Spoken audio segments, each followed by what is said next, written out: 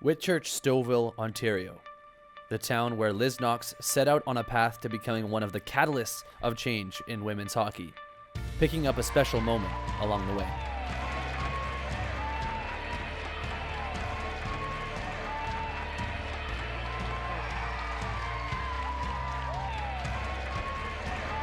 But it all started right here in Stouffville Arena, her hometown hockey rink. And when Liz was 3 years old, her dream was to play in the NHL. At my preschool graduation, I said I wanted to play on the Toronto Maple Leafs. So once I had the stick in my hand, there was no turning back. Everybody thought that was so cute. Isn't that adorable? A little girl wants to play for the Maple Leafs.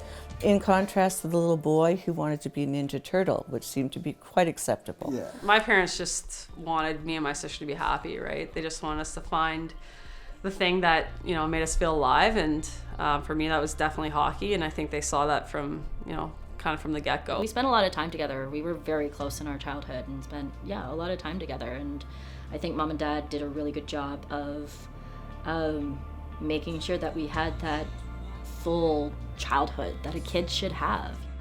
Liz's hockey career was full of success. 3-time OUA gold medalist and a CIS national champion with the Laurier Golden Hawks. On 2-1 your final, the Laurier Golden Hawks sweep the Guelph Griffins. They are OUA women's hockey champions again. Seven consecutive championships for the Laurier Golden Hawks. Also named the CIS Player of the Year, represented Team Canada at the 2011 IIHF 12 Nations Tournament. And the same year, she was drafted into the CWHL for the Brampton Thunder, later known as the Markham Thunder, where Liz helped clinch a Clarkson Cup in a Cinderella story win in 2018. Oh, that year I just got goosebumps. It's that's a kind of story that they make movies about, really. We were a below average hockey team, and we went on a long losing skid. I think we were a 10-game losing skid, and went out. We stole a point in Montreal on a Saturday night, which was as big as it got at that point in our season. So we didn't end up losing another game the rest of that season. We were playing against KRS team, which the buildup of the drama of that season was basically, they were the ones playing professional hockey. They were making, upwards of $50K a year American, and they were playing in amazing facilities, and they don't have full-time jobs, and they're on the ice every day. And so it was David versus Goliath. We were in second last place at the time we went to Montreal, and now we see, one of the best teams in the league. And like I said, it was something that you make movies out of. Liz has been a successful goalie her entire life, whether it was her junior years or even in the CW. I know that she's the most winning goalie in Markham Thunder history or Brampton Thunder history as well. She has a ton of success and it follows her, which I'm not surprised.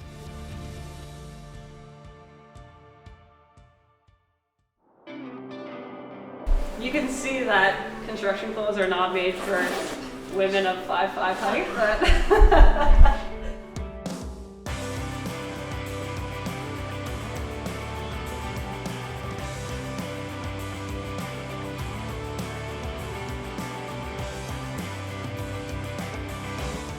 honestly, women's hockey players survive on their bosses, because anytime I needed time off work, he was like, okay, yep, go. Anytime, even if it was the last minute thing, our flight got delayed in Calgary and I didn't get home till 4 a.m. I'd call him, can I come in a little bit later? No problem. You don't really know what the girls go through. They, they'll come home on a Sunday night and they do a back-to-back in Montreal. This is CWHL days, and they get home at 8 o'clock at night. Then they take the bus. It's not like they fly. And then they have to be at work at 6 o'clock in the morning. So it's really tough. They can't take another job. They got to be really careful. Girls were losing their jobs or quitting their jobs to go to China to play hockey. And, I think that's pretty tough.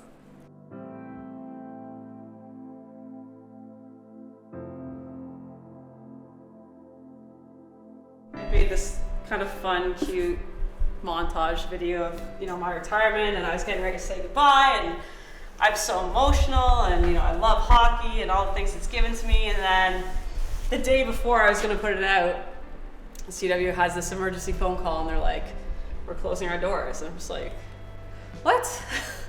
So it really changed, I guess, what I thought retirement would look like.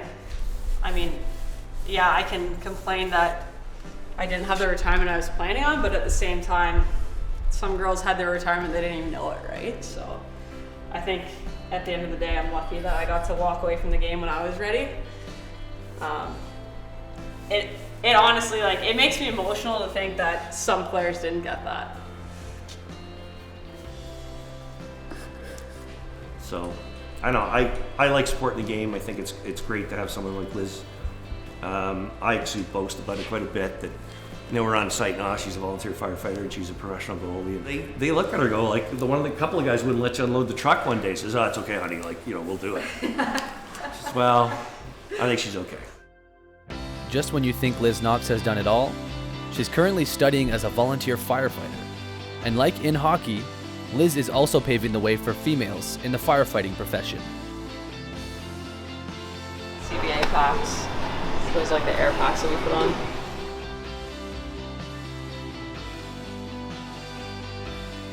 I think I've always had a very, you know, giving part of my personality.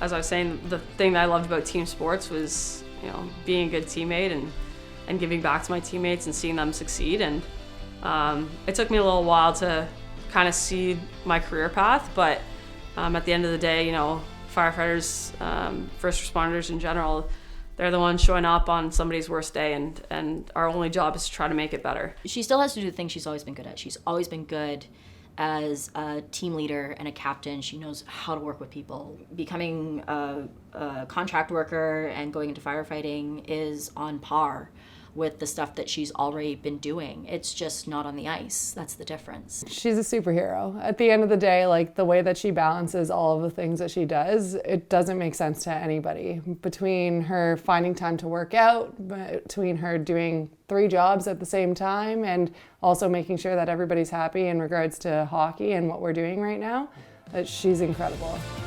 Today, Liz found an exciting and uplifting new purpose to continue building the future of women's hockey through the newly formed Professional Women's Hockey Players Association. She became a board member and speaks on behalf of over 100 professional players, even taking a shot at broadcasting at the Dream Gap Tour in Toronto. Liz Knox here with Rebecca Johnson. Johnny, tell me a little bit about, you've had the unique experience of playing with U.S. national team members, and now we're seeing this new collaborative kind of come about. Tell me what it's like to play with all these players.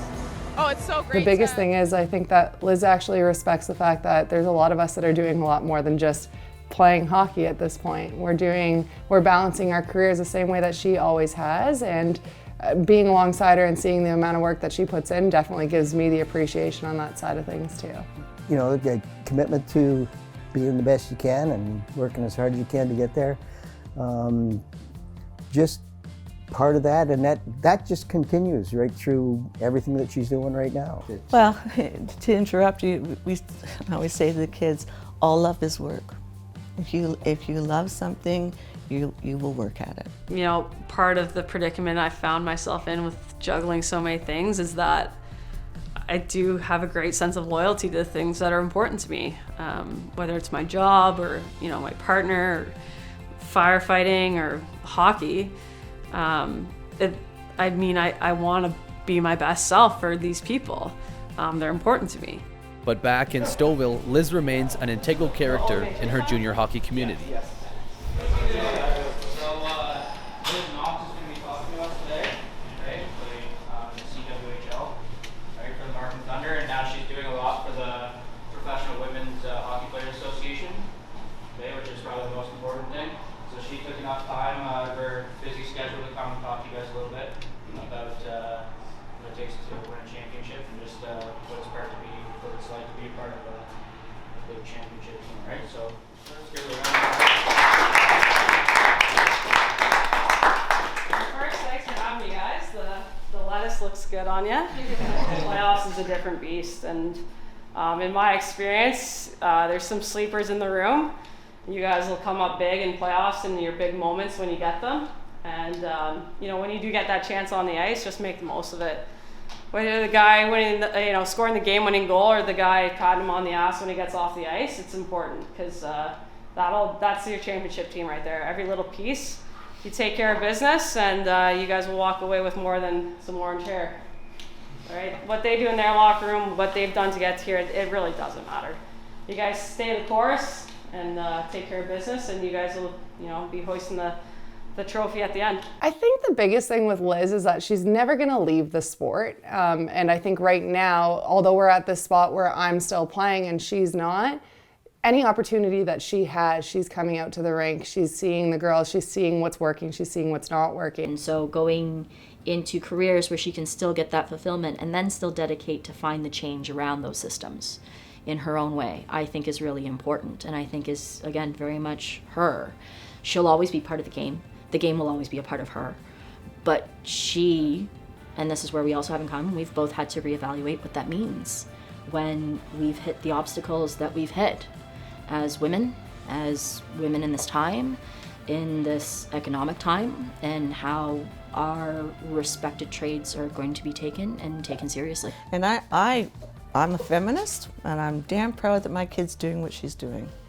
Yeah, we got a feminist family here. We do. I found a career that I'm passionate about, that I want to pursue, and I can't do it and play hockey, Be on volunteer fire. Most of our calls are evenings and weekends, so I had to be around for that, and that was a sacrifice I knew I had to make. And I think everyone's journey is different. I have a lot of friends that are getting into the fire service, and for me, it's I still have these few other things I want to tie up before I kind of commit myself 100% to that. So it's just enjoying the journey, and I have confidence that day will come. Liz's journey has led her to become an all-star professional goalie, a full-time contractor, a volunteer firefighter, and a powerful voice representing women's hockey.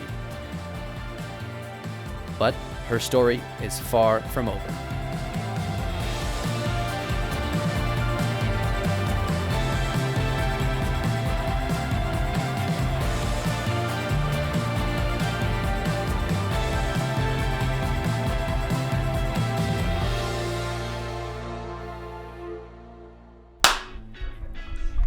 Action! And oh my God, I got to tell a little story. This is just question one. So the little boy was bullying her older sister, and Elizabeth went over, picked him up, and put him into the garbage can. She got ticked. So she literally picked him up and put him headfirst in a trash can and said, "You're not doing that anymore." We got a call from the school. You have to come over. Your daughter's in the office.